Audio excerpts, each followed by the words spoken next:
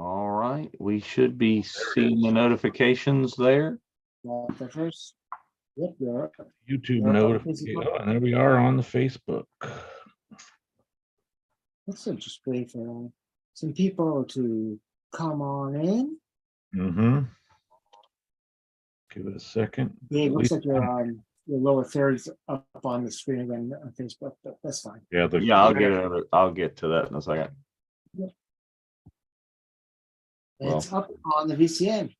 All right, well, ladies and gentlemen, welcome to another episode of the Virtual Cantina Watch Along. We are on the march to Mando Season 3, which is coming up in less than 1 month away, which is pretty crazy at this point. My name is Spencer. I'm one of your hosts for the evening, and your producer for the night is Dave. Dave, how are you? Hey, good evening, everybody. And with Dave is always Jeff. Jeff, how are you, sir? Good. Happy Thursday. Happy Thursday. And joining us as always is the governor himself, John. How are you, sir? I'm great. Hello, everybody. Really looking forward to speaking to this gentleman tonight. Absolutely. So before we reintroduce our special guest, great week in Star Wars Celebration news. The first batch of guests have been announced, which is absolutely fantastic. A nice mixture of old favorites, some new favorites, and some first timers, which is absolutely incredible. Very excited about the Obi-Wan Kenobi guests that have been announced for that. And also want to plug the fact that this coming Saturday on the Virtual Cantina Network, we are going to be doing a special intergalactic news desk with several people involved with all the events around Celebration in London this weekend. We'll give you some more information about that in a little bit. But it's our pleasure to once again bring to the Virtual Cantina our good friend, Hal Hickel. Hal, how are you, sir? Thanks, gang. I'm good. I'm looking forward to revisiting the finale of season 2. It's been a while for me since I've seen it, so it'll be fun. We're very excited to have you with us again, and we love the first edition that you did with us when we did season 1 finale. Obviously, there's a lot to go off on this one, especially since there was the big swerve, if you will, at the third act of this episode. But working on season 2, I mean, what was the mentality going into season 2 after the success of the first season? Well, it felt to me, just immediately reading the scripts for season 2 when they first started coming in, everything seemed a bit bigger. The dragon sequences in the first episode of the season were huge, and there was just a lot. There's just a lot more stuff, and I think we probably had. I think we hit something like 4,000 visual effect shots in the first season, and I think the second season it was more like 5,000. So in terms of volume, it increased, but I think in complexity as well. So that's the thing I remember most, and just digging where it was all heading. There's a lot of good fun stuff. We get to see, Gamorrean fighting in a ring, and the dragon, and these super trooper droid troopers, and of course the ending, which was super exciting, and keeping that all under wraps and everything was both nerve-wracking and exciting, because we had to go to real extreme lengths to try and keep that from leaking. Although I have to say, we've had a really good track record with that over the seasons of stuff. Absolutely. I mean, I remember the first Celebration panel where they had the Mandalorian. Kathy Kenny came on and said, "You have absolutely no idea what is coming," and that was going to be the child at that point. And then the whole sequence of we'll get into the whole the Plo Koon conspiracy as we're watching the episode. The Plo Koon gambit, yes. Yeah. But all of us, as fans, theorizing who it's going to be. Are they going to go for the low-hanging fruit, or we're going to get something that is going to be blow our minds? And we'll get to that. But obviously, we're going to have a lot of great questions tonight. And Dave, where can people ask questions tonight? So, if you are watching along either on Facebook or YouTube, I am monitoring both of those chats over here and over there. So just ask your questions right away in the chat, and at an opportune moment, a break in the conversation, I will try and get as many of those in as possible. So we've all watched obviously the gallery of season 2. What was your impression? Obviously, before we talk about the Gambit, that they were, as we affectionately call it, Luke Skywalker Prime showed up. What was the thought process like when you first read that you were going to bring back Jedi Luke into the canon? Yeah, I mean, that kind of stuff is always terrifying. We've done some things like that on Rogue One. They're super hard to do. The work on Rogue One was done in ILM.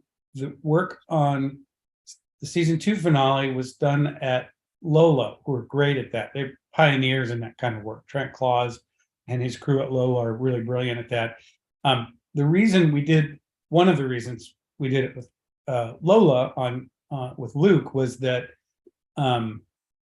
Peyton, the director of that episode, Peyton Reed, he had worked with them, and they'd done some brilliant work for him on the first Ant-Man film, de-aging Michael Douglas. I remember that, yeah.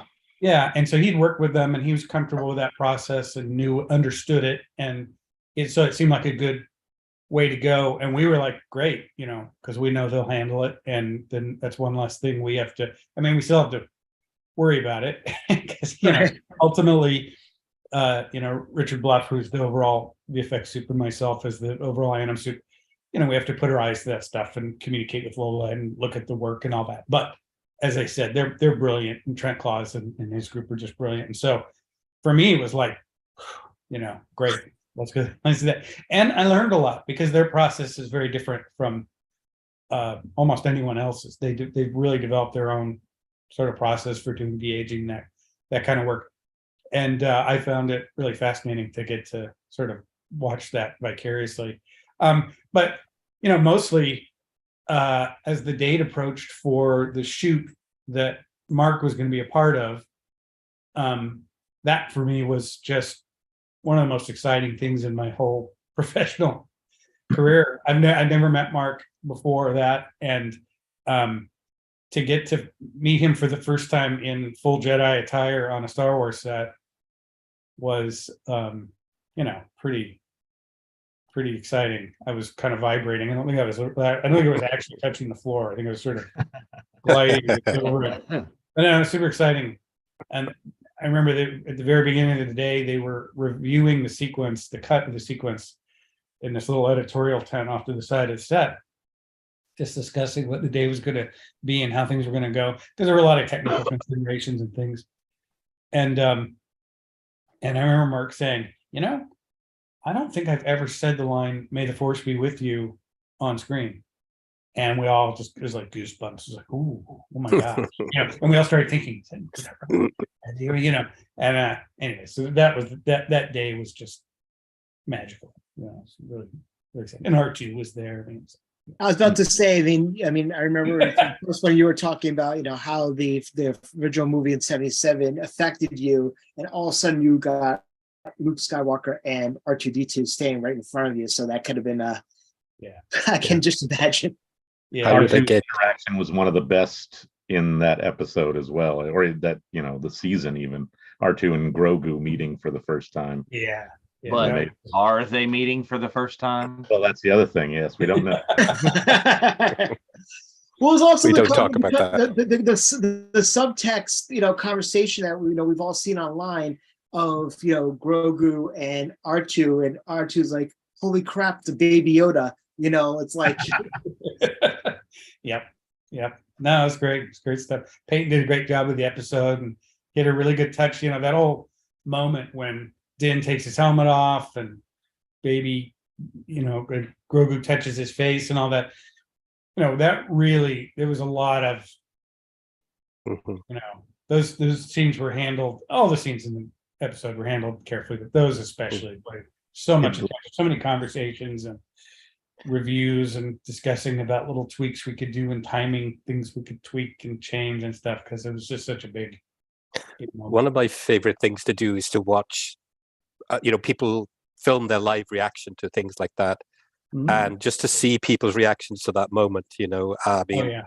for me, being an original generation Star Wars fan like you, to see that just floods of tears, but to see other people's reactions to that moment was just incredible. So they got it absolutely spot on. But I have another question for you.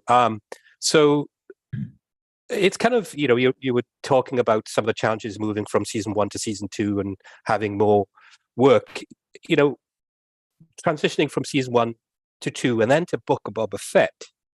With Right. that particular production, did that feel like a natural progression, or was that slightly different, in terms of challenges and opportunities? Tell us a little bit about the transition from Mando through to Book of Boba Fett. I mean, in some ways it felt like just a continuation, because a lot of the crew that we've assembled, both on the visual effects side and on the live action side and all that, were rolling off of one and onto the other, and so it felt very familiar. But there were things that definitely gave it a different vibe. For one thing, it was largely Robert's season. I mean, John is still very involved and all that, but it was kind of more Robert's deal, and so that gave it a different vibe. And he's a great guy to work for, and just awesome, super creative, and he's one of those guys you kind of hate a little bit because he can do everything. Like, he plays the guitar well, he directs. I suspect he could probably act if he wanted to. I've never seen him. I don't know if he's done much acting, but he's just kind of seems to be able to do all this. He's like a great dad. Like, we'll be on a call and he'll be like, "Oh yeah, my son's working with me on a film now," and just be like, "Wow, he's just got like the dream." So he's super cool, and but he's different from John, and he's different from Dave, and so that gives things a little bit different vibe. But yeah, mostly it just kind of felt like moving on to the next season. I was a little less involved because whatever, this, that, and the other. There were different projects happening at the same time, and we can't do everything all at once. So Paul Cavanaugh, who's great, he's another one of our ILM Anim Suits, was the overall animation supervisor on Book of Boba Fett. I was on a lot of early calls talking about like the train heist sequence and some other things, but then I had to kind of segue off and get busy with some other stuff. And Paul saw most of that through. But it was good, really good fun. Great episode. I love the Rancor stuff. I was jealous to not be working on that myself because it was so King Kong like, and I'm a huge. Well, it's funny you I should remember say you that. saying.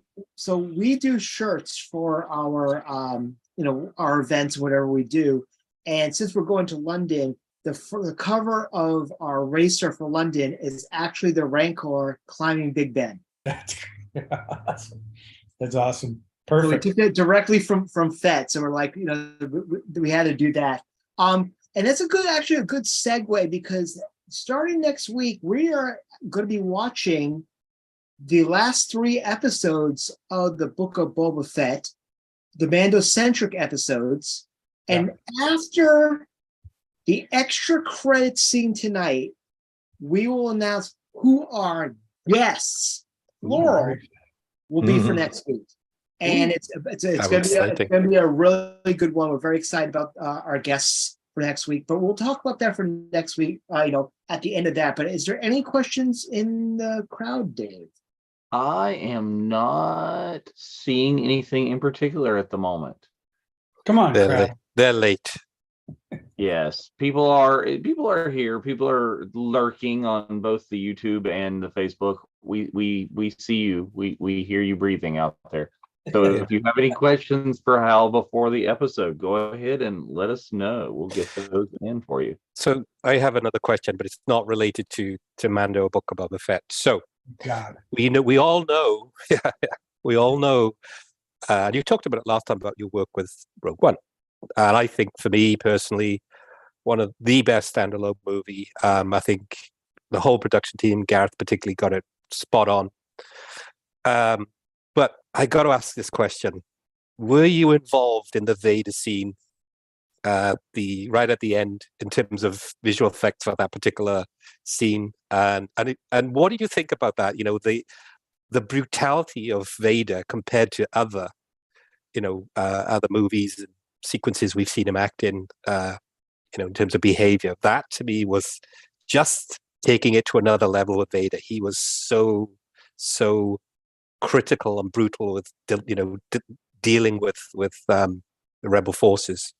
Yeah, no, for sure. I love that sequence. And I think it's probably most folks know this already, but the scene was pitched by Garrett's editor Jabez Olson, who it was his idea, and I think it was probably during the period when, I know it was before the reshoots, but I think it was in the run up to that.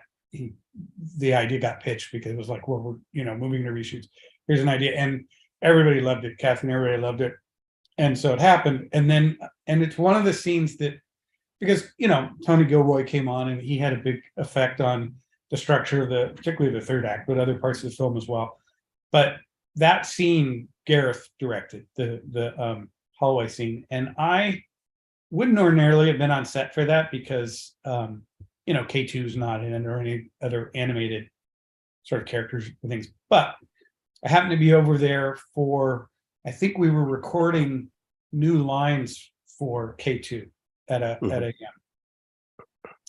a recording place on Dean Street, Soho. And so at some point during that trip, we made the trek out to Pinewood just to kind of see what was going on and say hello to folks.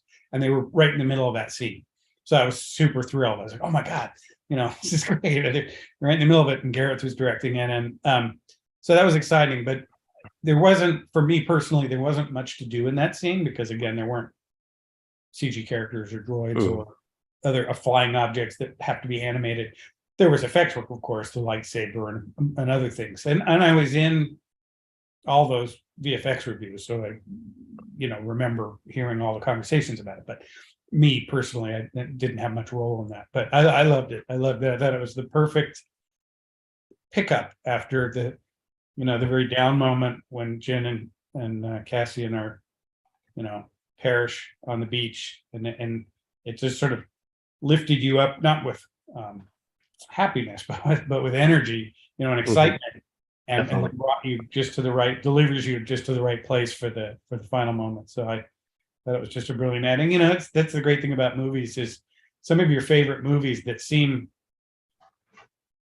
like brilliantly crafted, they don't get arrived that way in the way that people maybe think of it all just being sort of conceived in a brilliant way right from the get-go. Sometimes stuff just kind of happens or late in the process or out of left field or a scene gets cut because the set dressing didn't look or something, like some weird thing that you don't really think about much wasn't satisfying the director. They cut the scene but the movie ended up working much better because there's all kinds of things like that. And that's just another one of those examples because people love that scene, but it was a very late addition, a brilliant idea, but very late in the process. And so when speaking of that scene in particular, when you guys were shooting the third act of this particular episode that we're about to watch, was there a lot of talk that this is basically the equivalent? I mean, I know a lot of fan theorists said it's the same. It's the same thing, but it's just as good, if not better, with Luke Skywalker. Was that talked about on set? This is the Rogue One moment. That's where I was going with my next question. Yeah, not on set. I'll tell you, the first time I had a conversation about that, it was with Jet Lucas, George's son, because Jet was on our crew on seasons 1 and 2, and he worked in post-production with us. He's a great guy. And he brought it up to me. He's like, man, this is just like, it's like, father and son, paired scenes. And I was like, oh my gosh, yeah, you're right. Pops out of the elevator and starts cutting down droids. And I was like, yeah, it is kind of there. You could, there's a whole thing. And then since then, of course, I've seen fan videos and different things where people like cut the music side from by one over together or side by side or cut the two together and all that stuff. But at the time, like, definitely, I don't remember anyone saying it on set to me. I mean, somebody might have talked about it to me, but later when we were working on it in post, that's when I remember having conversations about it. And the first one I recall was with Jet. He mentioned it. I was like, oh yeah, right. He's Very cool. So we have our first question over here from the chat.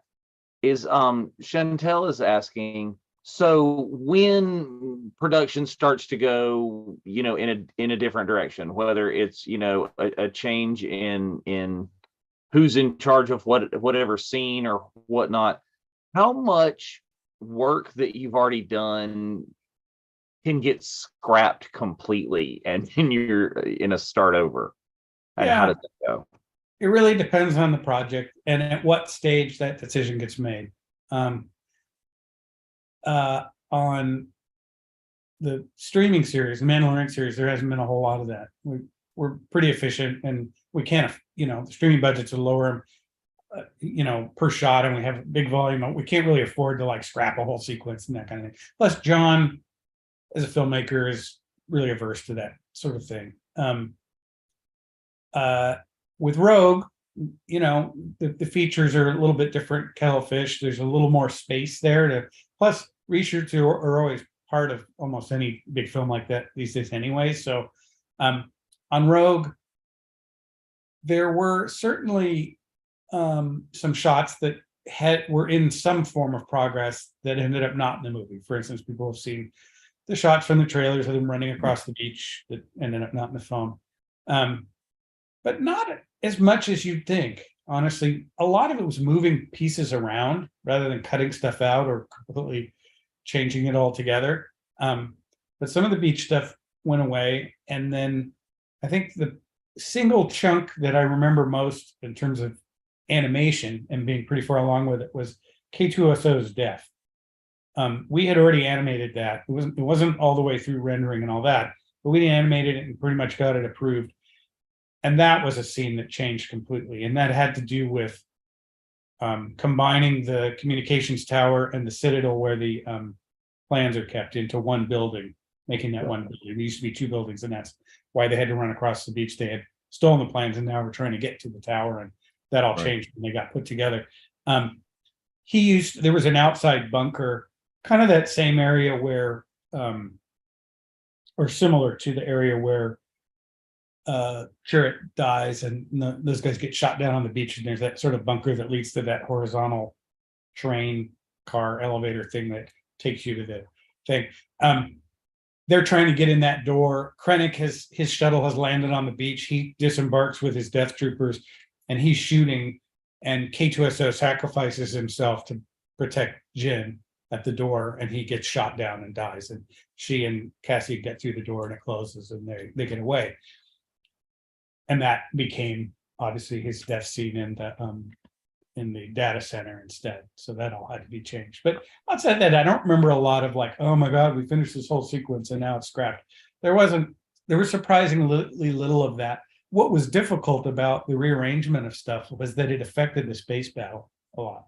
And we were trying desperately at that point, because the space battle is largely CG. You have cockpit shots with plates of actors, but a lot of it's just all CG. So for post-production, it's something that's very attractive to get started on early, because you're not waiting on the directors to pick takes of cockpit shots and things like that. You can get started on all these big exterior shots, but that whole structure was changing. When and where we were cutting to space and for what purpose was changing all the time, and so it made it tough to wrangle that into shape. But the great thing about that, at least for me, was that it created this opportunity for us in visual effects to be involved with helping to craft story. And so they put together a little group, and it was Kiri Hart from Story, and Dave Filoni participated, John Knoll, myself, a few Pablo Hidalgo, a few other people. We would get together and have these little meetings with a whiteboard and talk about, all kinds of stuff. That's where the idea for crashing the Star Destroyers together came out. That was John's idea, but it came out of those meetings, and he pitched that idea, and everyone liked it. But anyway, so that was the fun part of it, was that we got to form our almost like our own little mini story group to fix those problems and come up with a plan. But it was a lot of work. When's that? Where's that original K2SO? Where's that death? Is that going to live on a special edition somewhere? Is it, on Alan Tudyk's computer only? Where? Yeah, I don't know. I mean, it certainly exists. I wish I had a quick time of it. I don't, but it's a thing that could be put together as an extra. Certainly, it would only be what we call plastic renders or hardware renders. Right. The sort of animation renders before it gets all pretty and realistic looking. But it could tell the story. You could put it together as that. I don't know how much appetite Disney has for alternate takes and tell Disney that the fans have an appetite for that. Sure. No, believe me, I get it. It used to be really exciting back in the day before the internet and all that, when there would be rumors of stuff like that. Like I remember Blade Runner, there were all kinds of crazy rumors about deleted scenes from Blade Runner. Some of them were true, like not Deckard, Holden in the hospital. Sorry, getting way off track here, but I'll keep it short. But I remember people talking to me about, oh yeah, they shot this whole scene where Roy Batty and the other replicants get out of the crashed shuttle on the coast, and he's got this like battle armor, and that's what those tattoos on his body are for. Those are like the attachment. Like it was really detailed, and as far as I know, none of it was true. Like I don't know, but yeah, we fans have always been super interested in that kind of stuff. Like what I just found Caution Station. I mean, Blade Runner was my favorite movie of all time. Nothing will ever change that. Yeah. Way ahead of its time. I mean, that's the great thing about sometimes about fan theories are great and not so great. I mean, I remember, back in the day before obviously we had the internet, and us fans would talk about, well, the reason why Anakin is like that is because he fell into a volcano, and then when we got Sith, it was like, okay, yes, that actually did kind of happen. That was real. Like, okay, yeah. I remember the conversations that fans would have about that, Oh yeah, for sure. Plus, you can get weird false memories. Because I think I had the Star Wars storybook, which had those pictures of Luke by the Treadwell droid out by the evaporator, looking up in the sky with his binoculars. And I think maybe some footage of that might have been in one of the making of shows that aired on, ABC or whatever back when Star Wars first came out. I'm not sure. But for years afterwards, I had this false memory that the first time I saw the film in Denver at the this big Cinerama, the Cooper, that scene was in there, and that subsequently it was removed. And I was sure of it. And then since then, I've learned that that's absolutely not the case. There was never a theatrical cut that had that in there. And I think that I manufactured it out of these other images from other places and inserted it in my mind. But absolutely. So we're getting ready. We're getting ready for that to start. But I believe everyone's like, I thought we were watching an episode. Yeah, exactly. Happy to talk. Dave, before we get in, there was another question you want to ask? Yeah, last question before we get into watching the episode is Chantel again. Speaking of the battle in space in Rogue One, how difficult or how cool or how much easier did it make it to incorporate the older footage of the pilots from A New Hope, to put that sort of stuff in? That was one of the coolest things, and we might have talked about this last time. I don't remember, but I'll try and make a short version of it. What was cool about it was they went back and looked at alternate takes from the Lucasfilm, I guess from the Lucasfilm archives, I assume, or maybe those are now owned by Disney. I don't know, but alternate takes that weren't used in the film of Red Leader and Gold Leader, and the Gold Leader footage was fine. Exposure wise, the Red Leader footage, if I remember right, was a bit underexposed in the black, so there's no detail there. So what we did was we had a CG X-wing cockpit from actually a separate project we were doing, cockpit interior. We had CG X-wings, of course, but we just didn't have a cockpit interior. But we had one at that point from this other real-time project we were doing. So we rotoed, we sort of cut out Red Leader from the footage, because the exposure on him was pretty good. It was just the background stuff. And we pasted him into a CG X-wing cockpit. So that was Red Leader, and that worked fine, and it ended up looking good. Gold Leader, the footage was good. We, just same thing. We just had to clean it up and remove scratches and dirt and fading and correct for fading and all that.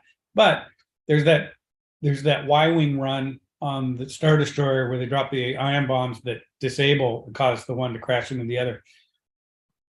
That the lead pilot, I don't remember the actress or the character's name, but she was filmed in an X-wing cockpit because the production didn't build a Y-wing cockpit interior, physical one, Right. for Rogue One. So we cut her out, pasted her over Gold Leader, and used the archival, the old footage of the Gold Leader Y-wing cockpit behind her. So the Red Leader has a modern CG X-wing cockpit.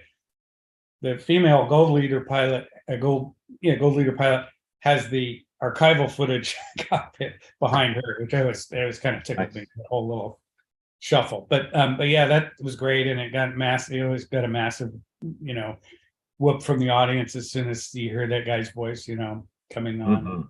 Super cool. That's amazing. Okay, Very I lied. fun. I got one more question before we start the episode. This is good. This is from Hanif, and I'm sorry, Hanif, I can't pronounce your last name, or I would butcher it if I tried. And Hanif says that grew up watching Star Wars in Pakistan. The question would be that, as Steven Spielberg has said, that all directors should be animators. Is there any plans for you to be directing film or TV? I know Hanif. Quack, Hanif. He'll know what that means. Oh, that was the duck on Twitter. Yes. Okay. Not for me at the moment. I wouldn't say never. I would say, for whatever reason, I kind of dig my little spot in the hierarchy. Like, I really like what I do, and part of that is sort of getting to know directors and partnering with them and helping them realize their vision and all that. I think probably, though, if I was going to get out there and direct a feature, I would have been agitating for that I should have been agitating for that years ago, and pitching scripts and maybe getting an agent and doing all the things I've seen people do who really are hungry for that particular goal. But I kind of dig what I do. So, but you never know. There have been some opportunities over the years. Actually, you mentioned animation, Hanif, and after Rango came out, there were some opportunities that might have worked out and just didn't, for a variety of reasons. Films that just didn't happen and stuff where I might have been a director or co-director or something. So it could happen someday. It's just not something I like what I do enough that I haven't been trying to because I know visual effects folks, so particularly visual effects supervisors who that is their goal, and usually the stepping stone is you sort of start doing second unit directing on projects, where the director starts to trust you with shooting second unit stuff, and then hopefully you move up. But I've seen people do that and have had success. I mean, James Cameron came from visual effects originally. Mm-hmm. So it happens. But for me, yeah, we'll see. And what has James Cameron done? I mean, yeah, I know. And look where it got him. Jeez. That's for sure. Excellent. Thank you for that. And Hanif says quack back in the chat. All right. We before are we ready for watch along, Mr. Spencer. And before we start at this, I also want to give a quick congratulations and shout out to a member of the Star Wars family, Mr. John Williams, not only getting his 56th Oscar nomination, but being the oldest person to ever be nominated at the age of 90 for Fableman. So congratulations to great movie. Yeah. Have you guys had Patrick Reed Johnson on any of your things? We have not. No, but we would definitely be interested. You know who he is? He I do. directed a Yes, film called 52577. Mhm. And you mentioned Fablemans, and that's what jumped me onto it, is that that whole thing of depicting a childhood of making movies and wanting to be a filmmaker and all that. He's like the next generation after Steven, obviously, and if you haven't seen his film, it's really charming, and there's some great, because he had this whole thing that happened to him where he was a kid out in the Midwest, and he'd been inspired by 2001 and Close Encounters and so forth, and his mom finally just called Herb Lightman, who was the editor of American Cinematographer, and said, my son wants to make movies. If I fly him out to California, could you introduce him to some people? And Herb said, yeah. And so she flew her son out there. And so he goes to Future General right when they're making Close Encounters, and he meets Steven Spielberg. This all really happened, but it's depicted charmingly in the film. He meets Douglas Trumbull and Steven Spielberg, and then Herb drives him across town up to the valley to ILM, on where it was then on Valjean Avenue in Van Nuys, and they're in the middle of finishing Star Wars, and Dykstra shows him around the shop and what they're doing in this really kind of scatterbrained way that's super funny. And then he sits him down on one of the radial couches and screens the work print as it was at that point in time for the film. So Patrick always calls himself Star Wars' first fan, because he was the first outsider to get to just see it. And it totally inspired him. And then he later directed Baby's Day Out and some other films, and wrote Dragonheart and whatnot. So he, but then he embarked on quite a long journey in making this autobiographical film, and it's very charming and lovely. And anyways, it just shares some stuff with Dale. You like that, you might like it as well. I also want to quickly say a quick shout out and congratulations to another one of our Star Wars family members, David W. Collins, who was announced as the sound designer for Mandalorian Season 3. Oh, yeah. So congratulations to David. Yeah, I saw a Big post thrill. about that. And who knows, we might see David on a future episode. Might happen. Don't know. Yeah. But it's about that time. We're about to watch the season finale of season 2 Mandalorian, which is chapter 16. Dave, why don't you do the honors? I will. Thank you very much. So we're gonna count them down from 5, 4, 3, 2, 1. Engage. Don't make John attack you. Aren't you Star Trek references? It's Star Wars. It's also Mercedes' birthday today. It is, yes. So we have a member of the show who's having a birthday today as well. Awesome.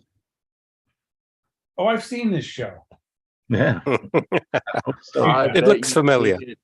Over and over and over again in very close up and small detail. Our first this season had our first proper location shoot that wasn't volume and wasn't a physical set, but was actually out somewhere. That whole mountaintop thing. Yeah. Demon Valley. Yeah. I want to say quickly, if you, for the guys in the room, Hal, you might find this interesting. We were discussing, on our regular Tuesday conversations that we hold as we were following along season 2. We were not placing bets, but we were very much kind of giving vociferous opinions about what the finale would entail. And I can remember mine being, I think Luke Skywalker might be involved, but I'll be really disappointed if he is. What a stupid thing to say. Well, the thing was, so I remember we did a live watch along. So I woke up before 3 o'clock in the morning Eastern time and to watch this. And obviously, I'll flat out say my first pick was Mace Windu. I was throwing that out there because I was saying that Luke was low hanging fruit. Right. And I was thinking that I'm like, something, and I was like, please don't be Luke. Please don't be Luke. And then when I saw the X-Wing, I'm like, yeah, Luke Skywalker. And I'm like, and my rationale was, it was not what I wanted. It was what I needed. And that proved it right there. Yeah. I'm still hoping for Mace Windu. Yeah, there you go. This is so great seeing the fire spray in action. Yeah. It's Slave One. I'm sorry. Stop that. You stop. This was the perfect opening sequence for this episode for me, by the way. I thought this was just tremendous. really set the tone for the rest of this episode. So I have to ask you, what was your impression, Hal, of the Earl Shine Boba Fett here? It's it's like it looked like this. He went with a roller and decided to paint over. Yeah, $39.99. Yeah, it looked a little clean to me, but Kind of, yeah. a little perfect. But He did his ship is repaint, whatever. one of my all-time Because favorites. we're partial to this. Well, that was one of the things we loved. We loved about the episode chapter 15 is you finally got to see inside that ship. And we always just in the original trilogy, we only just got to see the cockpit or them hauling the carbonite Han Solo into the cargo bay. That was it, and that was just absolutely awesome. Yeah, the whole rotating interior thing was a really fun gag to do, and tricky. And Rich Bloss put a lot of time and effort into thinking that through, and other folks. But just it was a really cool thing to see, because it's one of my favorite all-time Star Wars designs. Nilo Rodis designed it, and his stuff was always really kind of weird and organic in a way that just really made it unique. And I love that. This tripped me out the first time I saw a cut of this scene. I'm like, wait a minute, did she shoot the guy's ear off? I was like, this guy, he looks too young, honestly, to say that he was on the original Death Star. Right. That blew up. Right. I mean, he's really obviously trying to get to Cara Dune, but I was like, you're a bastard, man. Seriously, you're really they trying go to right poke back the and forth, because she gives it right back to him. It's like, which Death Star? It's like, oh no, shot in the face. Just going really quickly back to what you're saying, Hal, do you get many reference points? If you're going to work on something like the Interior Slave 1, do you get many reference points, or is it pretty much, go along with what you think it might look like? well, Doug Chang and his art group, his Lucasfilm art group, are brilliant, and they, that largely falls to them. I mean, John will have input and thoughts and this, that, and the other, and Dave is Filoni as well. But Doug is really the kind of beating heart of the design process for these projects, and so that's where it really comes from. I mean, I'm super like the Doug's aesthetic and everything, and he knows Star Wars better than just about anybody since Ralph McQuarrie. So so that's really where it happens. Speaking of Mercedes. Yep. So, funny story, I mentioned this for a while ago. So, for a number of years, I actually worked in the independent professional wrestling realm. And the company I worked with produced Mercedes' first match ever. Wow. Well, I've known Mercedes since she started training, and her husband, who actually works for WWE as well, was involved as a wrestler at that time in New England. So I've known her before she got signed. So when she got to this, I'm still friends with her husband, Sarat. I'm like, oh my God, this is absolutely incredible. And she's actually doing a signing at Emerald City Comic Con with Katie and with Simon, who plays Axe Wolf. So they have the Night Owls together for their first signing ever right before Celebration. That's super cool. That's super cool. Now that she's also not signed to any particular company, she's starting to do a lot more on the con circuit as well, and with a lot of the Star Wars people as well. She did such a great job with this. Like, she's just so into it and so credible as like somebody who's tough. Like, you just buy it. Well, plus also she does that. I mean, it might not have been her, but they did that tornado DDT that she's about to do in 2 seconds on Boba Fett. Of kicking off the side post there, but breaking the table. Yeah, that's an obscure wrestling reference. I have no idea. Or anything. Just look at it when you see it happen. It's going to happen momentarily. But considering somebody so well, I'm surprised we haven't had somebody on the show, Mr. Hey, I tried. I'll just say I put in the call.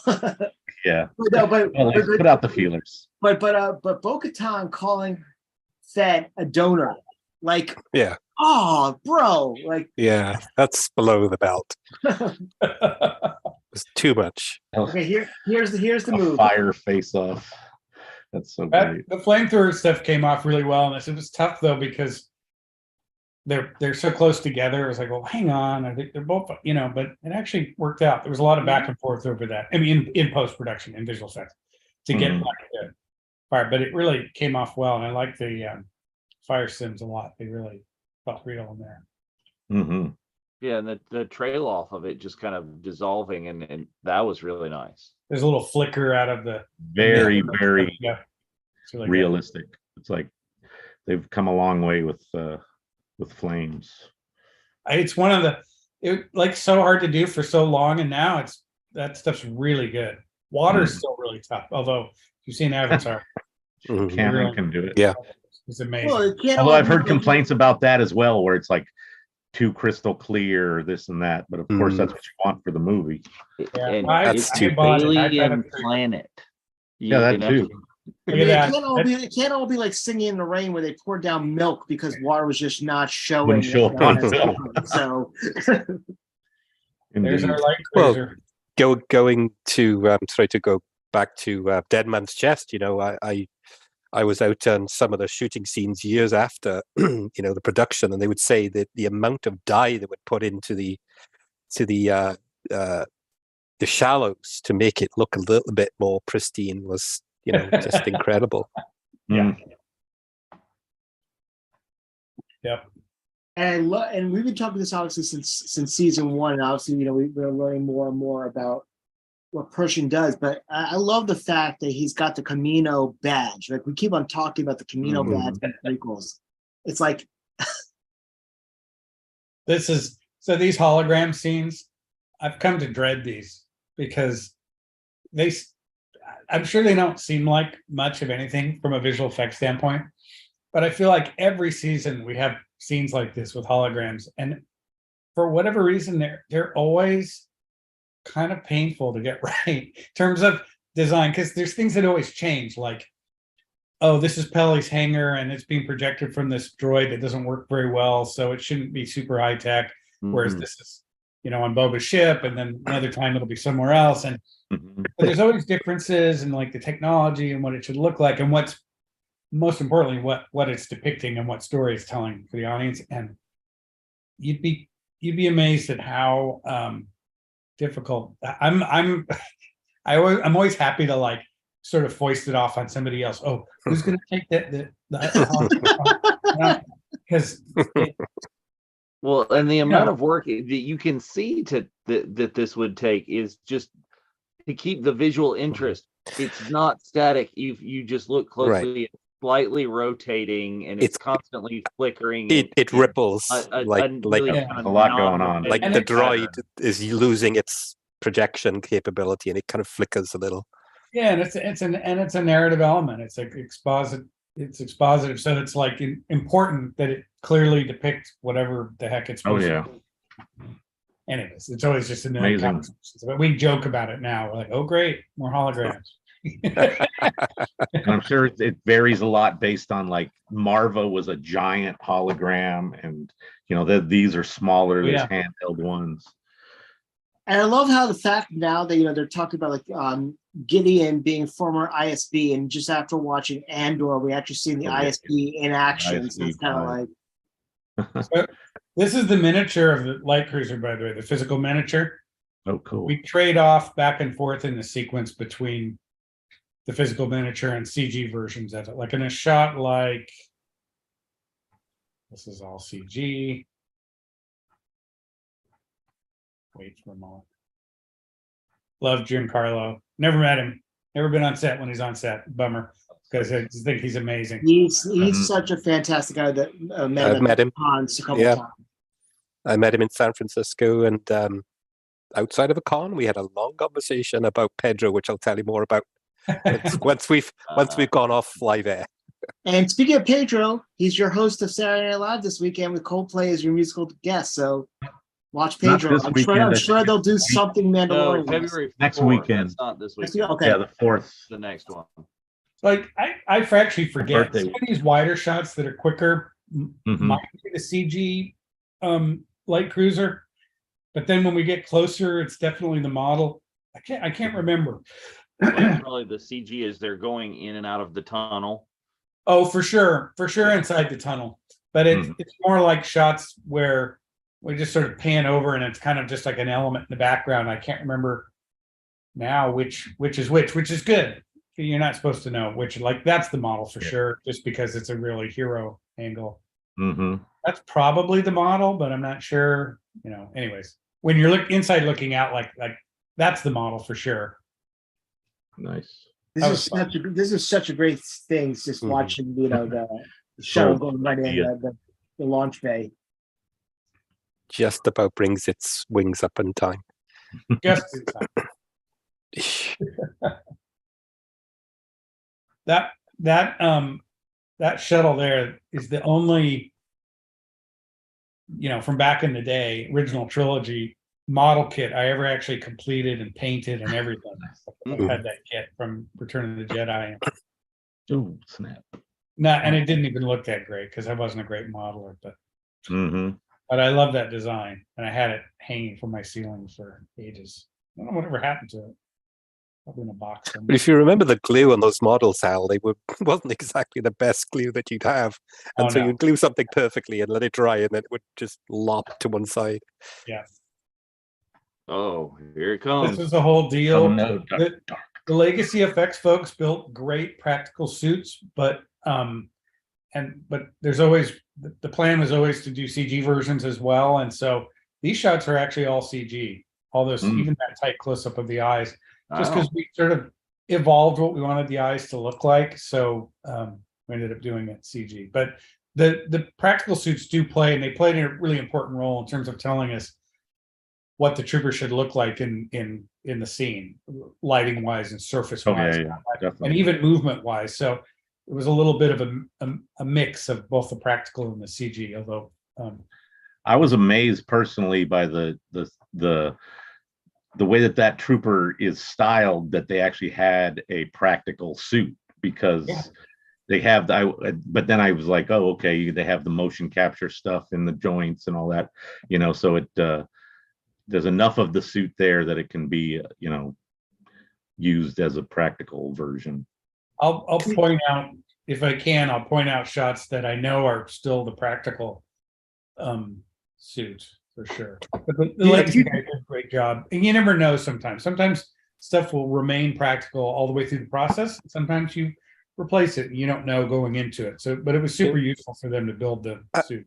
And I could I'm an old school Dark Trooper guy, so I have a couple of helmets that look at that. that are this has got the big long back end on it and everything. I could see some similarities between, although I think it was animated or CGI for sure, between the Dark Troopers from this and the previous episode. With, if you remember from Attack of the Clones, you had the Droidekas, and you also had those robot troopers with the fist that would fire. Yep, super battle droids. Super battle droids. Thank you. I couldn't remember the name. Yeah, I animated the original walk cycle for those guys, the super battle droids. So do you think that Katie had flashbacks to Cylons when she saw the dark? That would be a great question for her, because it really is. It really does kind of feel like that, doesn't it? Mm-hmm. I mean, it was funny because obviously, a lot of us know that the animated was kind of Bo-Katan was modeled off of Dave's wife Anne, but bringing in Katie, who obviously had the experience as Starbuck playing the live action, was just there couldn't have been somebody else to do that has done that kind of work before. To switch on. Oh yeah, no, she's perfect. We did a cool thing there where the torsos turn, then the hips follow, which is something a human couldn't do. Which we were kind of looking for opportunities to do things that would tell you that it couldn't be a person in a suit. But was that Chris that just walked by? There you go. Could be. By the way, you have to keep talking to me because I get absorbed in this. I start watching and I'm like, oh yeah, get all into it. And I stop talking. I was gonna say earlier, I love this team of ladies taking girls, on everybody. badass girls. Well, we compare this actually to, we were talking about the scene in Endgame when all the female characters show up to go against Thanos, and we felt that this was more natural as opposed to that felt forced. To put them all together. And I liked Kara's gun malfunctioning. Yeah, I was just about to say there was a lot of speculation around a blaster. What did you say? It was jammed. Yeah, and blasters jam. I know there's no cartridge. Right? So well, but in some blasters we've seen that there are cartridges. In Mando's in the pulse rifle, we've seen him putting cartridges in. No, for sure. And we've had conversations about which weapons shoot lasers and which are what we call slug throwers, or other people use that term, but actually are firing a projectile. And we've had that conversation. So maybe hers is a projectile gun. I don't know. This was fun. So there was a gray suited stunty, firing with Mando, and then we, painted them out and modified the action to feel more robotic and stuff all through this. Okay. Do you utilize a Rock'em Sock'em robot? I was just going to ask, how much inspiration 100%. Did you guys get from Rock'em Sock'em robots? 100%. That one specific thing. I wish we could have had the head pop up like. That would have been great. It's been amazing. Somebody needs to do that. This was tricky. There was lots of good, like that. We had some of these shots are Lateef, probably Crowder as stunty, or Brandon. And then some of the Mando stuff is CG, a little bit. Mostly it's stunts, and it looks great. A little bit CG, and then the droid, of course, is all CG. And sometimes patterned after what the stunt actor did, and sometimes we completely deviated as the ideas evolved. I love this flushing them out the airlock thing. There's classic airlock. There's Mando holding the bastard, as Brandon called it. He did some work with that. He hated that spear. He hated that spear. He's like, it got stuck on everything every time he tried to pull it out. But he tells a really fantastic story about, Giancarlo, who committed to the fight scene that's coming up. I know what you're going to say. He went full out, and it was actually Brendan who did a lot of that. But Lateef, jumped in a couple of times. Well, the scenes that Brendan did, Lateef was offset, and he realized when he got offset that he forgot to tell Brendan that Giancarlo goes 100. So he had to switch helmets a couple of times because he didn't know it. He was like loopy. He's like, "Oh my god, I forgot to tell you." He swings for the fences. Watch out! So he break his helmet lightsabers. In fact, at some point they had to switch to. They ran out of sabers, and they had to switch to. Like one of Ahsoka's hilts or something that wasn't the right hilt because they ran out of the sabers with the correct hilt, and we had to actually replace it in a few shots at the end because it was the wrong hilt because they just ran out because he kept breaking them. Oh wow! I love it. I made a little graphic that was like the manacle cabinet. They go like and there's like Wookiee. Human, like little tiny that was my next question. It's like, who thought of that? Like seriously, that's like wow. Yeah, no, it's the best. It's so great. And I think there was a consciousness that it would make everyone angry, like to see the little guy in his own medical, and that's that's storytelling.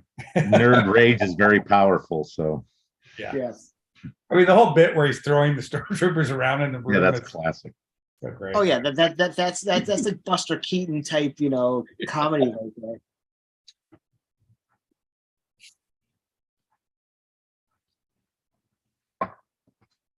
But Darksaber, I think we talked about this before, but it was tough to get right. It was hard in the 2 or 3 shots at the very end of season 1 and we see it, and then it kind of got a whole overhaul in season 2 to really like dial it in and make it feel like what Dave and George had conceived way back in the day. And it was tough to get right because there's a lot of elements to it. There's the negative space in the middle and the bright edge, but then there's also this kind of, it's a little bit like the electricity with samurai swords, the temper line. Hamon, I think it's called the temper line. And there's sort of a wavy energy thing that sort of is an analog to that, and Mm. that it all took a lot to. It's funny, the purists, let's refer to them as the purists. When we saw the Darksaber in the finale of season 1, I think most people were more excited than the child. They were, oh, it's the Darksaber.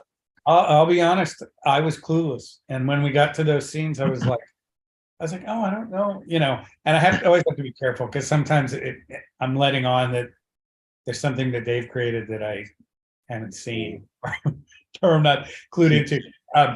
But when the episodes aired, that's when I realized, I'm like, wow, oh, this is a big deal. Yeah. So I started. I can imagine, like, Dave's gonna like pull a couple of DVDs out of his coat pocket and make you watch. Yeah. No, here. And I can totally see Brendan doing one of those things like, Dave, it's that cartoon thing again, isn't it? Like, Yeah, exactly. The whole of the Mandalorian books members just gasped as it came out.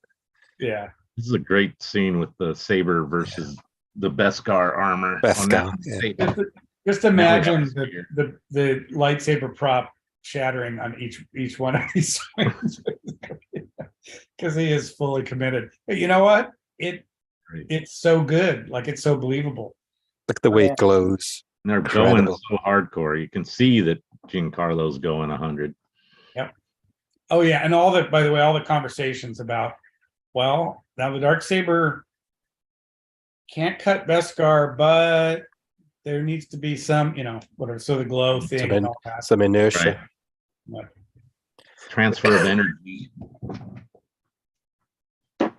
Now, that was just pretty Giancarlo being superhuman right there. He's just grabbing the spear. That's what. So here's the thing. Do you think we just saw that he knew he was being beaten? He kind of tossed the Darksaber. Like, you actually saw him. He kind of he flung it. He's setting this part up. He doesn't know what's going to happen, I think. I mean, he sort of bones the whole situation here, where he knows that it has to be handed over by defeat, but he knows Bo really wants it, and so I feel like he kind of throws the fight at the end as a strategic thing, but I don't, it's a gray area. I think that's one of the things I'm actually hoping that they talk about, obviously in season 3, is that, because when we finished up the Clone Wars and Rebels, Bo-Katan had it, and next thing you know, we're seeing at the end of season 1, Moff Gideon. There's we don't have that story that's in between, so I hope that's one of my hopes, obviously, right, from the next season. Is to hear how that happened. Is did he just steal it? Because he, of course, is not claiming to be the Mandalore. He doesn't have to win it in combat. He can just gank it. I'm gone. Yeah, but a lot of technicality. I agree with you, Hal. I think some of the kind of subliminal thinking behind this storyline is, I'm going to throw this away so that. But you can see how pleased he is there as soon as they figure it out. Like, see, you're gonna. Bo is going to have to fight Mando for the right to the Darksaber. Yeah. And it may be that he realized at some point in the fight that he wasn't going to prevail and switch. He's smart and super quick thinking. So, but I don't know. I like that it's all ambiguous. We don't know for sure. If you can't prevail, have your two enemies destroy each other. Exactly. So. I mean, it was not like, I'm hopefully you're more boned up on the cartoon stuff, but in the cartoon, Bo-Katan was basically gifted the Darksaber and became the Mandalore. So she never really had the right air for it. So now she's trying to legitimize herself, and she can't. That's probably eating at her as well. Yeah. This is what I'm loving. The troopers doing the superhero landing. The Marvel landing. They were a lot of fun. I like them. When I was a little kid, I watched Gigantor a lot on TV, and I like robots. I've got a whole case full of tin robots over here, and so these guys, I really dug these guys. And that walk, those guys are CG, but that walk really is patterned after the walk that the actors were doing in the legacy suits. They had a great walk. We all liked it. We're like, okay, well, let's make it feel like that. I want to Now- reference something you mentioned earlier on. What I love about the Dark Troopers is the way the light, because they're so dark in such a ill-lit kind of scene. Yep. Or not ill-lit, but dark lit scene.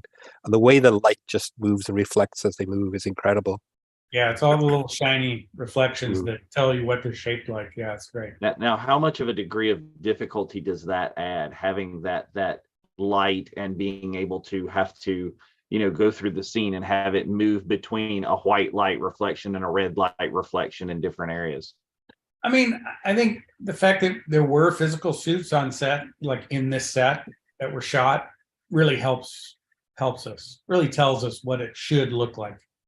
So, I'm not saying it's easy, but just saying like all the due diligence we've done. We had real suits to look at to know what they look like, and then all the data gathering on set where we shoot our chrome ball and our silver ball. And actually, there's a shot. Oh wait, not yet. I'll point out a shot coming up that I know for sure is. I think what it is. I think it's actually just before Luke pops out of the elevator. There's a droid that kind of cocks its head like after the beam on the elevator, and there's a droid that kind of does this. That's the real suit. This nice. is still CG. That's CG as close as well. No, that super tight profile could be real. I don't remember now. Honestly, it's been So this is 3 years totally of rocket COVID. science. We have to realize that this was at least 4 years ago. I know exactly. And by the way, we did all of pre-production in lockdown, not just COVID, but like they literally finished shooting of season 2 about 2 weeks before the March 2020 or whenever that was, and everything went into lockdown. Wow. And we did pretty much all the post-production from our homes. We're still, many of us are still working from home, but just saying that was the beginning of it. It was all very new to everyone. So Yes, and the rest of the world as well. Yeah, for sure. Yeah. So doing all this from home, what kind of hardware setup do you have to do? Is your computer the size of your closet? No, it's normal. The hard part was getting us a good rock solid way to log into machines that are at studio from our home. Like I do most of my work now. I'm not a compositor. There's different, depending on what you do at ILM, sort of affects what sort of machine you need on site and all that. But most of my work I'm looking at you through a MacBook, a Mac laptop. Mhm. And that's and I have an external monitor as well that sits alongside it. And that's what I work on. But I log into a machine that's at ILM, like on the premises there. That's a PC running Linux and all that. But it's not, it's not a cray supercomputer. It's a good PC with a decent graphics card and all that running Linux. I mean, that's honestly, people ask sometimes like, well, what's changed the most since you started? When I started, when I was on Toy Story in 95 and then at ILM in 96, we were all working on these Silicon Graphics workstations that cost, I don't know, $60,000 or whatever. And, the average citizen couldn't own them or buy, expect to buy them. And now it's very much more sort of democratic. You buy these relatively cheap PCs and whatnot, and the software's a lot less expensive than it was then and all. Anyway, I love the original reveal here of a Luke saber being in black and white. So you really are not and that was sure very yet. conscious. It was like, let's not tip our hand too soon. Oh, Yes. and then you got the scene where you saw the face of Moff Gideon, scared, and he obviously tries to pull Harry Carey in a few minutes because the last time, we were talking about this before, is that the last time everybody saw Luke Skywalker, the Emperor King was dead, and he was dragging the carcass of Vader, so he knew that he was in trouble there. But I remember when we watched it live, when it first came out, we saw the X-wing. I think the comment was, "Oh, look, it's Trapper Wolf. There's Dave Filoni right there to save the day again." And or Carson Teva, one of them. And Yeah, right. but it was great. As soon as you see the green lightsaber and the black glove, it's like, oh my god, it's but they're still being cagey to see that it could be, because he's choked up on the hilt, the really identifiable part at the top. He's got his hand on that instead of Yep. Flo Koon in action right here, you know. And the Grogu with his little hand on the monitor. Watching it. That's so Right. sweet. The But 70s style monitors. I mean the whole. I know they did some rendering for Plo Koon, and they talked about that in gallery because obviously that's Dave's favorite character. But like, how in depth were they trying to utilize that as the red herring before Luke? Well, the whole sequence at the end where we see. So hang on, I'm going to show. So there's a shot coming up. That's the real Legacy suit there. Mhm. That panning shot on the droid, and then there's one more shot, and there's others in the sequence, but it's been hard to pick them out going through it. There's one more coming up that's the real Shows Legacy. what the great job was done. Yeah, that one where he cocks his head to the side. That's the real suit. Yeah, no. So all this stuff, obviously, we didn't have to do anything about because he's hooded. When we see his face at the end, that whole sequence had to be sort of a duplicate version of that sequence had to be created with Plo Koon's head covering Luke's head and looking reasonably creditable. And that was for use in all the downstream, dubbing, voice dubbing, foreign language dubs, all that stuff. It was created for that purpose to kind of keep the secret as long as possible that Luke was in there, that Mark was in there. Amazing. Right. Yeah. So with Luke taking care of destroying the last trooper there, I almost genuinely thought a droideka would roll up. Something would roll up to prevent him from entering in. Man, I'd love to do another droideka scene. That'd be so great. Something with a protective shield to that would cause him problems. New security system. Well, if you think about when the droidekas show up initially, when with Qui-Gon and Anakin, they're at the blast shield right over there as well, trying to get through, and then droidekas come in, and then they do super speed, whied we never see again in any other movie or any sequence there. Some super jumps and stuff you don't really see. That's Saber. And that hand, one glove hand. Unmistakable. The belt buckle. The belt did it for me. And I love the fact that in Fett they brought back Mac. Oh, frozen up. We got frozen. Frozen Spencer. There's an entire shirt depicting this. We need to screen. I think somebody got him the mug, right? Didn't Kathleen? Oh yeah, that's right. That's just pictures of him frozen. Whoops. These shots look pretty good to me. I know that we've moved on and technology has moved on and deep fake and all that stuff, but looking at him here, I'm pretty happy with him. I haven't seen him in a while. Mm-hmm. One thing I'll mention about the baby is that while he's mostly the puppet, we sometimes do CG baby shots, but I have to say, season 2, we did remarkably little CG baby stuff. The puppet is so great, and they built a new puppet for season 2 that was really good for shots like this where Dan is holding him, because it didn't have to have cables on it. It was radio controlled. Oh, nice. And so it gave us a lot more. Now here, it's the puppet. Probably a little CG with the hair, or no? I think I'm trying to remember. When he takes off the helmet, I'm pretty sure that hand is CG. Yeah, when he touches his face, because I know that was a thing we had to. Like, I think. Let's see. Let's watch it. I think his head is real for sure. Mm-hmm. But the puppeteers are just so good. Mike Manziel, he's one of the puppeteers. Yeah. So just his hand or CG. The head is different movement.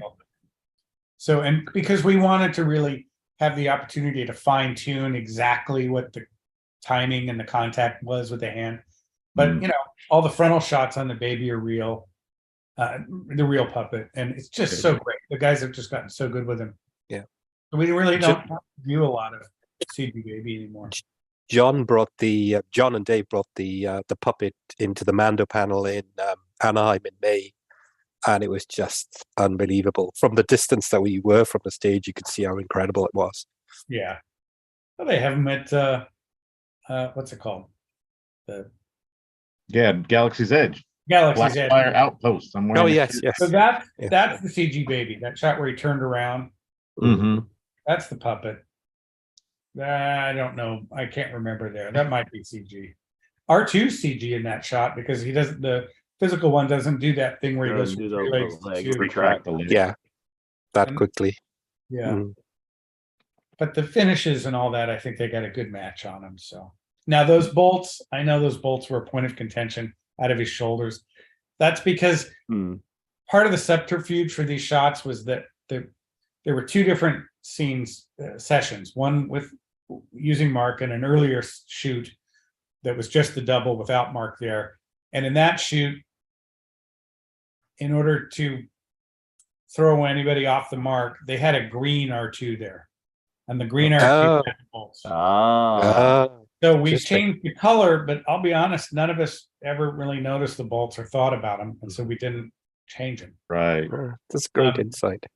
But then the day that Mark was there was no point in having that subterfuge. I mean, for crying out loud, Mark Hamill's there. And Yeah. Who cares about R2? Right? So they had a blue R2 there that didn't have the bolts. So it was a whole thing. But yeah, good fun.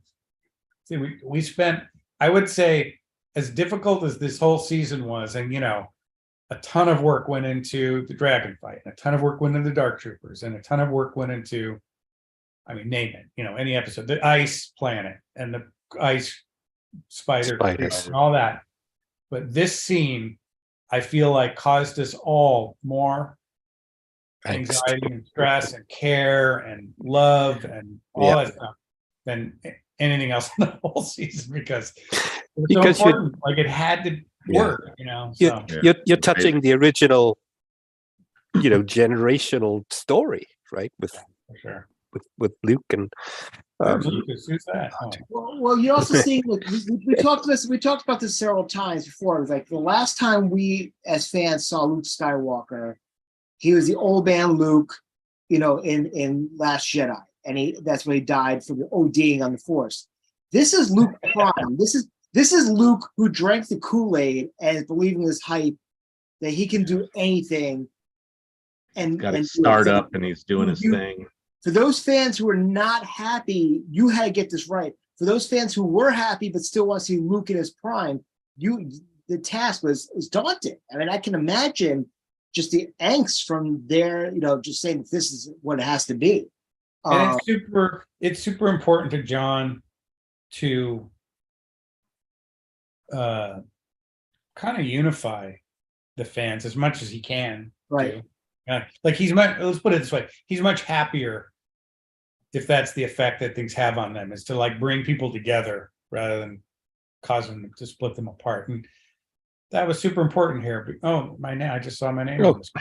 Who's that? I know that guy. Richard. But you know, it was super important to him to feel like, hopefully, this is a warm blanket for everybody, for people who liked or didn't like sequel films, whatever, you know, whatever their feelings were, and people who love the original trilogy the most, or prequels or whatever.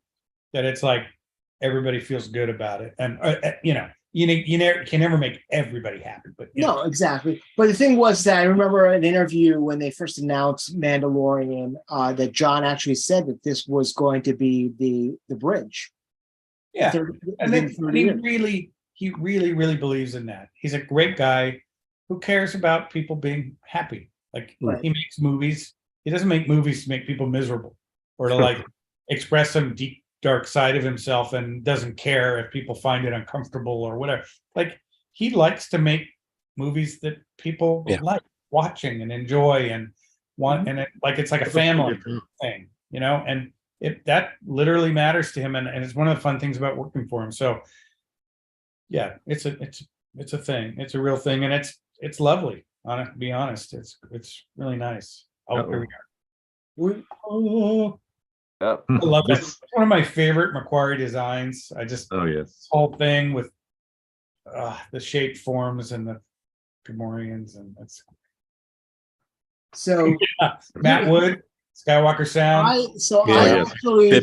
I actually have an 8x10 signed by Matt, and I had him do this whole speech, but I had him write the whole speech in Huttese. He's like, I actually have it on my phone because I had to study the Huttese. So he pulled out his phone and had it all in Huttese, and he wrote the whole speech at Huttese on my 8x10, which was awesome. Oh. It was worth it, but That's awesome. yeah, this is a nice little thing. I had no reason to be on this set because, again, there's no animated creatures or anything. But I made a point of visiting when this was being shot because I just like. This was very impressive. Set. It's a beautiful set, and Ming is great, and the whole, it's all awesome. And what a gift to give us this as lifting us really from this kind of like sad, profound moment that we've just watched, and thinking, wow, where do we go from here? Is there going to be another series? And then boom, here's your like early Christmas present. Well, Sherry just said something right now that was actually, I remember reading the credits as well and seeing Matt Wood did for Tuna. I'm like, what did I miss? Like, like, was I not paying attention? I know it's 3:00 in the morning, but. Well, there was a couple times where you overlooked the end credit scene of something or this another. This was one of them. This was actually it. Okay. I was like, I remembered, letting it play and then kind of realizing late in it, like I was thinking earlier, that why isn't the screen gone little? And it's a telltale sign there's something else coming. The great thing about streaming shows is that, obviously none of the other Mandalorian episodes, season 1 or 2, had post-credit scenes, so nobody's ready for it, right? Yeah. But the great thing about streaming shows is it's not one of those things where you get home from the theater and then you read online, oh, damn it, there was a post-credit scene, I didn't stay. With streaming, you're like, oh, crap, let me cue that back up. Check it out. Well, it's like when you're going to a Marvel movie now and you're sitting there, the credits start, and then people start to walk away, and I'm thinking to myself, we've had 10 years of this stuff, people. Why are you getting up? Like, I remember on the first, I've only worked on one Marvel film. It's the first Iron Man. They're Marvel's first film as their own studio. And Favreau.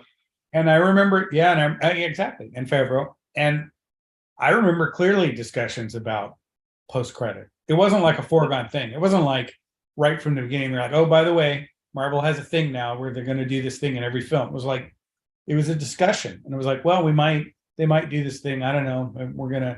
It's being discussed. And then it happened. And then it became like the thing. But it's now to the point where people are actually staying through movies that are not Marvel, just hoping that there's going to be something, because people are like hoping that it's. Yeah, I love back in the day when throw it in a couple of times, and I love back in the day watching like old, I think it was like Smokey and the Bandit or one of those Burt Reynolds movies had those scenes with him and Dom DeLuise like breaking up and him and like basically assaulting Dom on a set.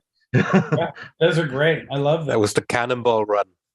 Yeah, Cannonball Run. Yeah, there we go. Hal Needham was one of the first people to do that in his films. Stunt guy, but he directed those films. I don't know if he directed he directed Cannonball Run and a bunch of other of those Burt Reynolds kind of stuntman sort of Hooper and etc. That whole after credits or during credits thing. I mean, I remember on the first Pirates film, some random meeting we had where we were in LA and they were shooting, but the meeting had to be during lunch to just catch Gore for whatever, a few minutes. And we had the meeting in his trailer.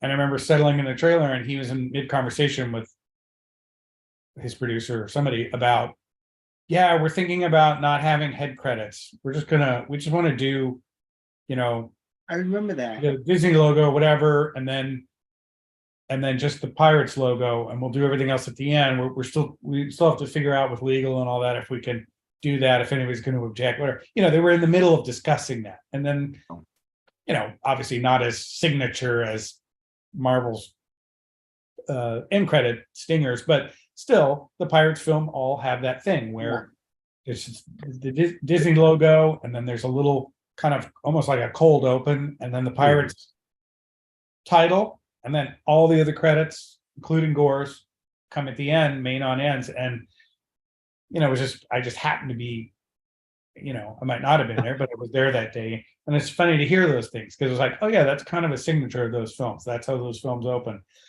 But it could have been not that way if somebody had objected. So, if Johnny or somebody, I don't know, somebody who had was like, no, I have to have my name at the head of the movie. It might not have been that way, but So A it's very, funny. very Star Wars thing to do, which makes them even more fun. Yeah. And It those is. old, It is very Star Wars thing to do, isn't it? Yeah. Yes. It's good film, limited. Something George, I think, got a lot of slack for, I think. Well, there's probably more to it than that, but I know that I think that had something to do with him resigning from the DGA. Right. From the Directors Guild. I think, yeah, that's the But story that's told. He wanted to be able to do that, and they objected, and but there may have been other things too. But I thought Yeah. that was part of the whole story behind him bailing out of the Directors Guild. Yeah. But I love the kind of influence that those kind of Cannonball Run bloopers at the end had on films that came later, to where, you know, they didn't exist, and the creators of Toy Story had to create bloopers. They went through the amount of extra work But to do Bugs that. Life. I think Bugs Life was the first film they did that. And what I love about that is just what you said, which is that unlike a live action film where all that stuff just exists because people are funny and they're riffing on set, they're blowing their takes and they're being, you know, Dom DeLuise is giggling and, you know, whatever. Each other up. On an animated film, you literally have to make that stuff at great expense and effort. Yeah. And, It's like, but then they do it in a way that's so brilliant that it feels as effortless as an outtake. Like, oh, in fact, when you watch it, you sort of feel like you're watching outtakes, but then you have to remind yourself, no, they chose to do this and they had to make this a great. like, how many of the actors were actually together at one time for any of that? You know, like they had to totally fabricate it. Yeah. No, the first time They're not even in the booth together, you know. And I think it was Bugs Life, and was the first time they did that, and I was like, "Oh my god, it's amazing! It's so meta. It's like on the one hand, it's extemporaneous and it's outtakes, but then you think about it for a second, you're like, oh no, wait, they had to plan for all this and budget it and stuff. Like, it's amazing. They wrote that. One thing I want to mention, I do see myself as fortunate to having a son that grew up in that animated era, you know, Bugs Life onto Toy Story. But it was such a wonderful thing for parents to go and watch movies, not just to say I was there with my kid, but to watch movies that had a little bit of something for adults as well, especially Toy Story. And I remember thinking, you know, this is going to be great because it's one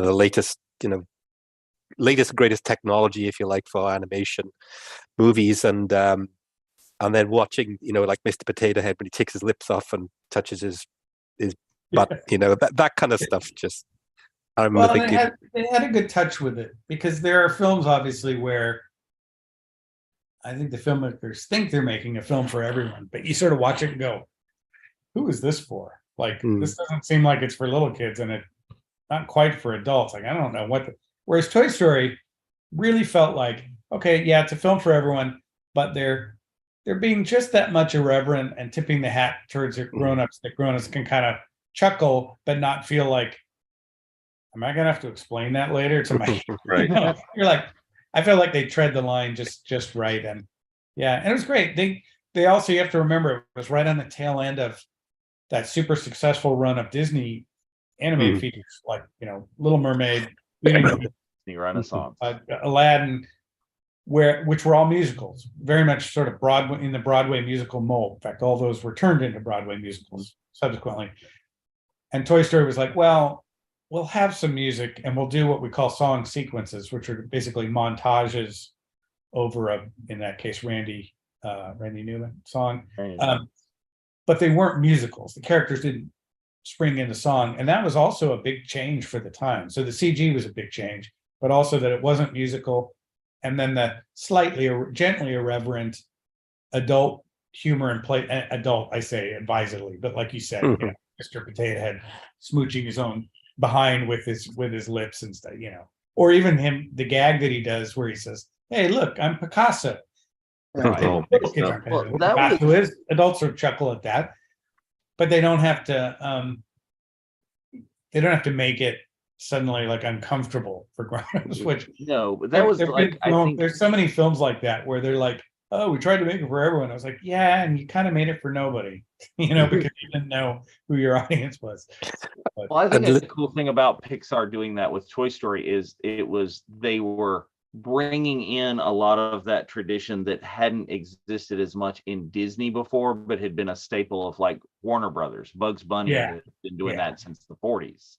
Yeah, exactly. Yeah, all those Warner Brother cartoons were designed for at least as much for grown-ups as for kids, because they screened in theaters ahead of all the features, and they didn't just like program them for kids films. They didn't just load them up for kids film.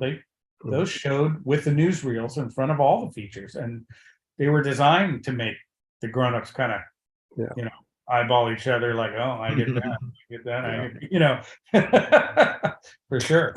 I think for me personally, Pixar is a place in my heart because I used to live in the Bay Area. I don't now, as you know, living out of state, but to visit the Pixar, offices in Emeryville was just a thrill, and to have the lamp outside as well, on the campus there was just great. So yeah, it's a beautiful campus for sure. It really is. I don't get over there too much. Every now and then for a screening or something, but when I do, it's nice. It's not where I worked. When I worked there on Toy Story, they were in Point Richmond, a whole other, still in the East Bay, whatever, Bay Area, but a different little, much more modest campus of like a little business park kind of thing. And then after Toy Story, I think between Toy Story 2, between I think he did Bugs Life, Toy Story 2, and then after that they moved down there, I want to say, but I was at Island by then. So. And from the point of view of you're a Star Wars fan, right? Not just your career. What did you think of, just your general thoughts about Kenobi and Andor? Oh man, I like both series a lot. Andor really took me on a journey. Because I had nothing to do with it, not involved in no meetings, no calls, had no, involvement whatsoever. That's not true. Actually, that's not true. When they got to doing the few shots of the Imperial Enforcer droids, the K2 style droids, Mo and Leo, who was the VFX supervisor, who was one of our effects supervisors on Rogue One, called me and asked for my opinion on some of the shots they were doing, and I gave him some feedback. Outside of that, no involvement whatsoever. No idea what the storyline was, any of it. The first third or so, I was like, okay, I'm following it. I kind of dig it. I like the tone. It's serious. It's kind of like a real war mini series with a Star Wars overlay, design overlay. But honestly, by the time I was in the middle, and certainly by the time that Cassian is in prison, for those who haven't seen it, I'm sorry, spoiler. I don't know. I was really into it on a whole other level. Like, it really hooked into me. I think the writing was absolutely terrific, and I really like the production design and all that. Tony Gilroy again. Yeah, so I'm a massive fan, and I like Obi-Wan a lot as well. I really like Deb Chow. I think she's super talented. Got to work with her a little bit on first season of Mandalorian, and I think she's terrific. But I'd say Andor kind of got under my skin in a way that I just was not expecting. Like, I love Star Wars and all aspects of it. I want to see different versions and different tones and all that stuff, but it really snuck up on me. And by the end of it, I was like, holy cow, I could watch 10 more seasons of this. This is amazing. So yeah, big fan. So Hanif has another question here. Is this one is kind of like thinking forward a little bit? Is what do you think of the Unreal Engine being more accessible to the general public now than before, and that creation and that the AI generated artwork? And do you think the future of animation in film is going to be with a kind of AI based platform? Okay, taking it in two parts. Unreal Engine, real-time rendering in general is exciting and great, and it's going to render huge benefits for visual effects just because we can see results faster and get to a result sooner. Obviously, real-time rendering has been crucial to the volume, that whole virtual production pipeline, because you have to render real-time 3D environments around the actors on the LED screens. But it's going to have a lot more impact than just that. So that's one thing. AI is a more complicated question. AI is going to change everything we do in film and art and every other probably business on the planet and creative pursuit. At the moment, personally, the thing I like best about making movies are a highly collaborative, creative endeavor, unless you're an independent animator who's making a film in your apartment on your own, which is awesome. But just saying, at the end of it, the business that I'm in, it's highly collaborative. And I like that. Like, I like working with people, and I like seeing the results of human decision making. I'm really a lot less fascinated by the results of machine learning decision making, because for one thing, it's not actually intelligence. We want to call it intelligence. It's not, at least at this point, it's not intelligence. It's interesting. It's going to make inroads and change a lot of things about the way we do things and how we create things. But just like, for instance, just taking a simple example, like graphic art, like image, painting, illustration, etc. But there's a lot of conversation about this on Twitter, etc. And my feeling is, I've seen some really compelling, interesting images generated by machine learning, by someone's prompt given to a machine learning process, and it generates an image. I've seen some interesting and compelling imagery that way. And it's not even an argument about whether it's art or not. Like, that's a discussion I would never get into. I'm not going to tell anyone else what they think is art. A 2-year-old can make a drawing with a crayon that I feel like someone can call art if it moves them. It's not really, for me, it's not really about experience or talent or technical expertise or any of those things.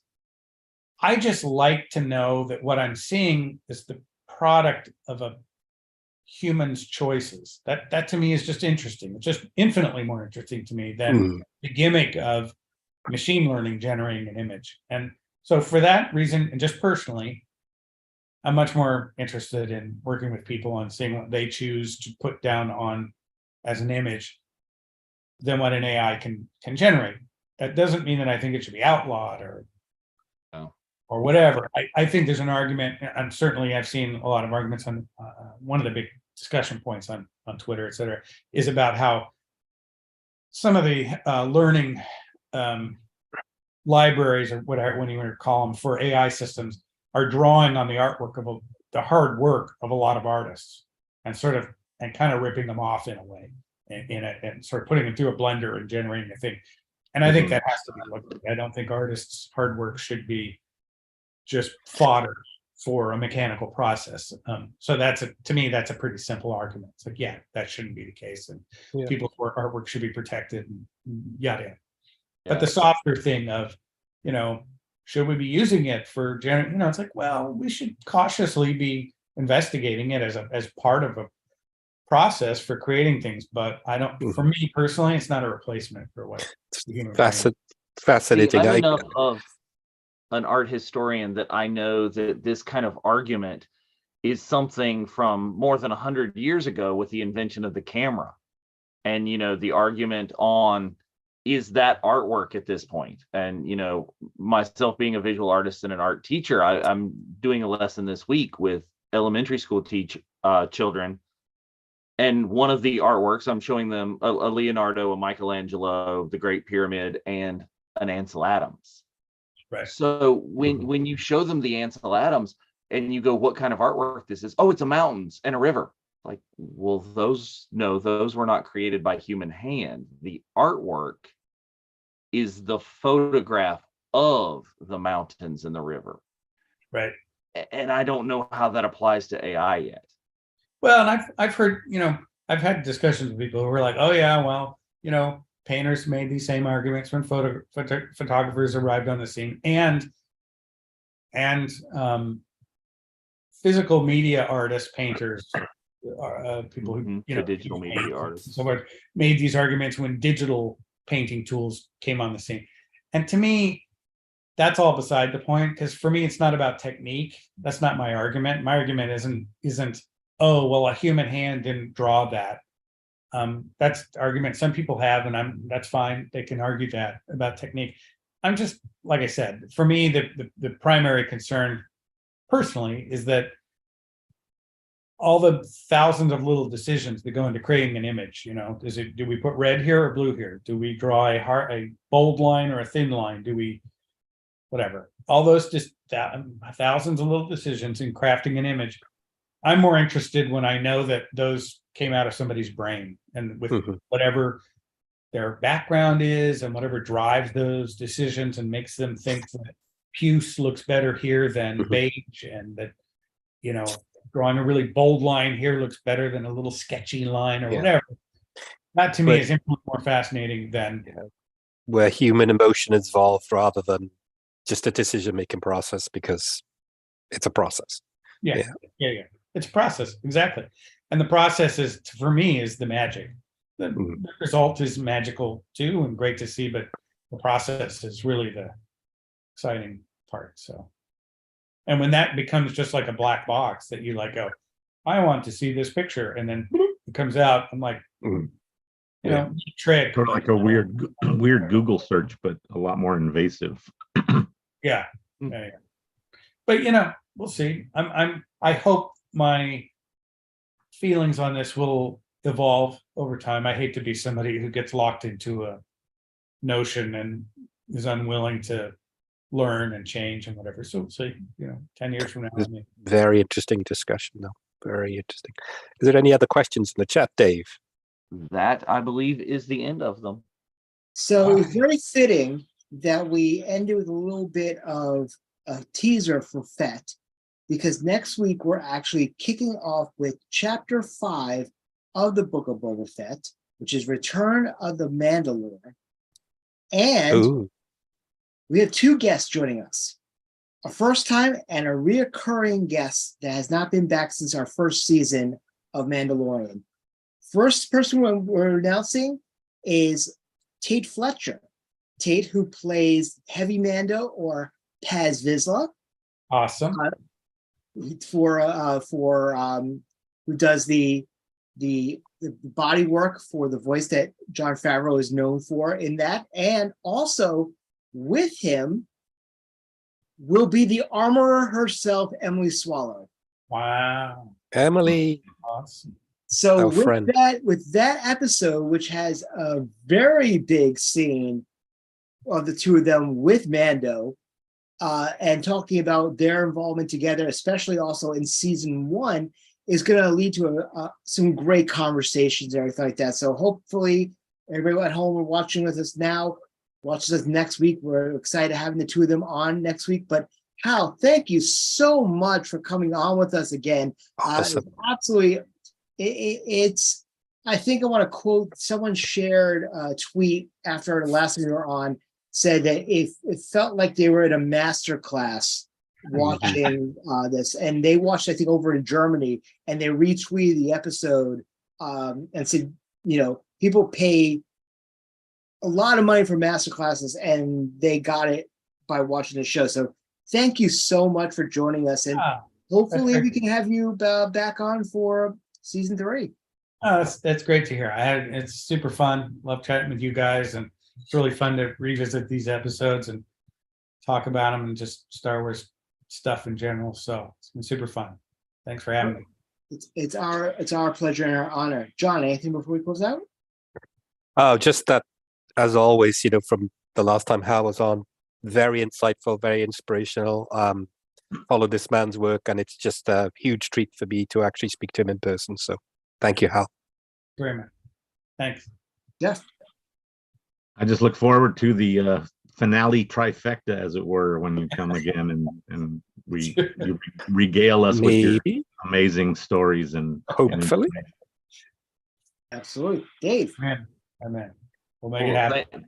Thank you again. I totally reiterate the master class is digital artwork and animation has been something that I've studied, and I try and pass on to the next generation on a daily basis, and just hearing real world perspective on it is amazing. Awesome. Thanks very much. Excellent. So for those who are playing at home, don't forget also on Saturday, we have a very special international news desk going over events that are happening around Celebration, including our very own Bunta Eve, hashtag Cantina, the Club Bash, and a couple of other special things, including guests from Fantha Tracks, Jedi News, our DJ Level Up Leroy, and members of the band Blues Harvest. So it's going to be quite an afternoon with your VC family, being joined by myself, Gary O'Toole from Blob of the Hut over in Ireland, and Mark Van Olen from the Rebels Revisited crew. So it's going to be a full house, lots of stuff, lots of exciting news and reveals and all that jazz. But please join us. That'll be at 9 a.m. Pacific, 12 p.m. Eastern, 5 p.m. Greenwich Mean Time this coming Saturday. And I believe the Sunday crews have off this week. Is that correct, Dave? Yep, 5th Sunday of the month. So Jedi Archives and the Unifying Force are off. We will see you back with a new episode of Jedi Archives on the first Sunday of February. Excellent. And of course, don't forget on Monday, we have another episode of Rebels Revisited, which is great. So once again, Hal, thank you so much for joining us. It's an absolute honor to have you join us anytime you want. And thank you very much for, like we said, the masterclass. It's been an absolute treat. Awesome. Super fun, guys. Super fun. Excellent. So from Hal, from Jeff, from Dave, from the governor, this is Spencer saying, this is the way. This is the way. Force be with you.